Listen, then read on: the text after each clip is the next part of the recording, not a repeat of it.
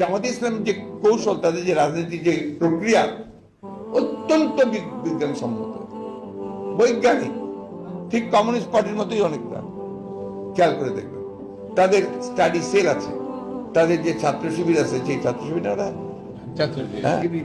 শিবির, ছাত্র শিবিরের প্রত্যেকটা সেল আছে, তাদের লেখাপড়া করতে হয়, বই পড়তে হয়, সেই বই পড়ে তাদেরকে উত্তর দিতে হয়, এবং সেখানে দেখবেন যে তারা নিজেরা বই প্রকাশ করে, পত্রিকা প্রকাশ করে।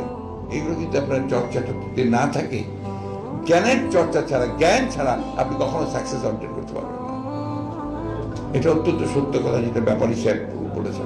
জামাতে ইসলাম যে কৌশল, তাদের যে রাজনীতির যে প্রক্রিয়া অত্যন্ত বিজ্ঞানসম্মত, বৈজ্ঞানিক, ঠিক কমিউনিস্ট পার্টির মতোই অনেকটা। খেয়াল করে দেখবেন তাদের স্টাডি সেল আছে, তাদের যে ছাত্র শিবির আছে, সেই ছাত্র শিবির ওরা